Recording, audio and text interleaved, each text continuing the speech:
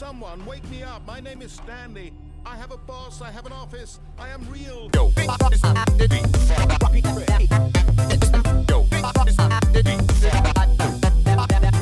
Welcome back, y'all, to another exciting episode of the Stanley Parable. It's your boy, All of his Boo. co-workers were gone. What could it mean? Stanley decided to go to the meeting room. Perhaps he had simply missed a memo. Reppin' Planet Boo. And I'm ready to get back into some action. I don't know about you. Alright.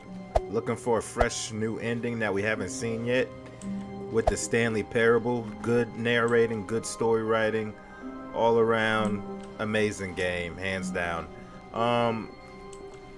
When Stanley came to a set of two open doors, he entered the door on his left. You know what? Last time, where did we go? Did we go to the right? I think we're gonna go to the left this time. 19 different endings, but I feel like I'm stupid enough to keep going through the same one over again.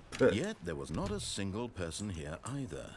Feeling a wave of disbelief, Stanley decided to go up to his boss's office, hoping he might find an answer there. Alright, so we've actually, this is already a path that we already took, so at some point we want to find a way to branch out and do something that we haven't done before. Coming to a staircase, Stanley walked upstairs Okay. to his boss's office. So we never walked down. So this, we have already branched out to a new path. We haven't done this yet. It's back here. A little sneaky stuff. I don't know. Alright, see, this seems like a death sequence. But Stanley just couldn't do it.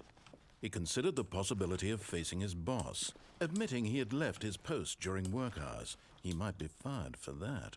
And in such a competitive economy, why had he taken that risk? All because he believed everyone had vanished? His boss would think he was crazy. And then something occurred to Stanley. Maybe, he thought to himself, maybe I am crazy. All of my co-workers blinking mysteriously out of existence in a single moment for no reason at all? None of it made any logical sense. Not at all. And as Stanley pondered this, he began to make other strange observations. For example, why couldn't he see his feet when he looked down? Why did doors close automatically behind him wherever he went? And for that matter, these rooms were starting to look pretty familiar. Were they simply repeating? No, Stanley said to himself, this is all too strange. This can't be real. And at last, he came to the conclusion that had been on the tip of his tongue. He just hadn't found the words for it. I'm dreaming, he yelled. This is all a dream. Oh, what a relief Stanley felt to have finally found an answer, an explanation. His co-workers weren't actually gone. He wasn't going to lose his job. He wasn't crazy after all. And he thought to himself, I suppose I'll wake up soon. I'll have to go back to my boring real-life job pushing buttons. I may as well enjoy this while I'm still lucid. So, he imagined himself flying and began to gently float above the ground. Then he imagined himself soaring through space on a magical starfield, and it too appeared. It was so much fun, and Stanley marveled that he had still not woken up. How was he remaining so lucid? And then perhaps the strangest question of them all entered Stanley's head. One he was amazed he hadn't asked himself sooner. Why is there a voice in my head dictating everything that I'm doing and thinking? Now the voice was describing itself being considered by Stanley, who found it particularly strange. I'm dreaming about a voice describing me, thinking about how it's describing my thoughts, he thought. And while he thought it all very odd, Oh, and wondered man. if this voice spoke to all people in their dreams, the truth was that, of course, this was not a dream. How could it be? Was Stanley simply deceiving himself, believing that if he's asleep, he doesn't have to take responsibility for himself? Stanley is as awake right now as he's ever been in his life. Now, hearing the voice speak these words was quite a shock to Stanley. After all, he knew for certain, beyond a doubt, that this was in fact a dream. Did the voice not see him float and make the magical stars just a moment ago? How else would the voice explain all that? This voice was a part of himself too. Surely, if he could just... He would prove it. He would prove that he was in control, that this was a dream. So he closed his eyes gently. I'm about to and die. He invited himself to wake up. I'm about to die. He And felt it's going to the weight reset. of the blanket on his skin. It's going to The reset. press of the mattress on his back. The fresh air of a world outside this one. Let me wake up, he thought to himself. I'm through with this dream. I wish it to be over. Let me go back to my job. Let me continue pushing the buttons. Please, it's all I want. I want my apartment, and my wife, and my job. All I want is my life exactly the way it's always been. My life is normal. I am normal. Everything will be fine. I am okay. Oh, it didn't reset. Damn. Okay. Stanley began screaming. Please, someone, wake me up. My name is Stanley.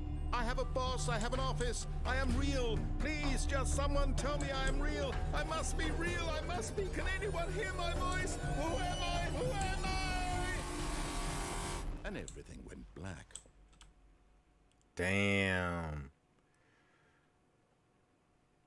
This is the story of a woman named Mariella. What?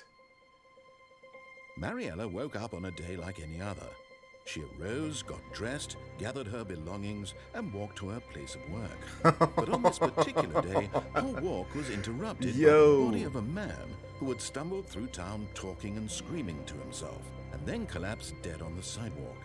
And although she would soon turn to go call for an ambulance, for just a few brief moments, she considered the strange man. He was obviously crazy. This much she knew. Everyone knows what crazy people look like. And in that moment, she thought to herself how lucky she was to be normal. I am sane. I am in control of my mind. I know what is real and what isn't. It was comforting to think this, and in a certain way, seeing this man made her feel better. But then she remembered the meeting she had scheduled for that day. The very important people whose impressions of her would affect her career, and by extension, the rest of her life. She had no time for this, so it was only a moment that she stood there, staring down at the body. And then she turned and ran.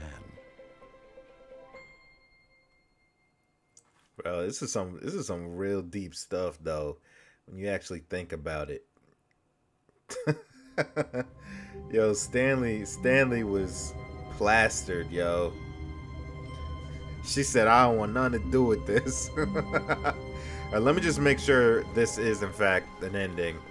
That was an ending. No, see, it's not over. The phone's ringing. Hello. This is a recorded message scheduled either by you or a person in your place of work. The purpose of this message is to warn you about the dangers of recorded messages. If at any time you believe you are listening to a recorded message, please terminate it immediately and cease all flow of information from the recorded message into your perceptual sphere. Thank you, and have a pleasant day. See, I don't know if this is still in the same story. Is this still part of the ending, or is this a new thing?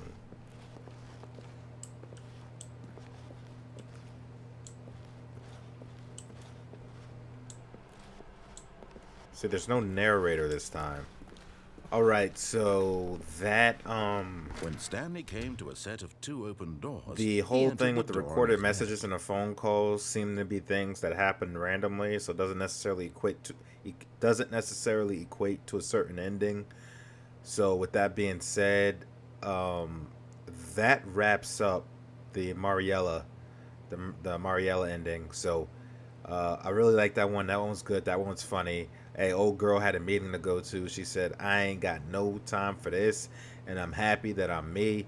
And you got to respect that. But at the same time, you got to call an emergency vehicle or something before you leave. Just don't attach your name to it. Be anonymous if you got to, but hey, all good. But for real though, as always, if you're enjoying the content, having a great time here on Planet Boo, make sure you hit that like button, leave a comment, subscribe, stay updated, and be a part of the experience. Until next time, be easy.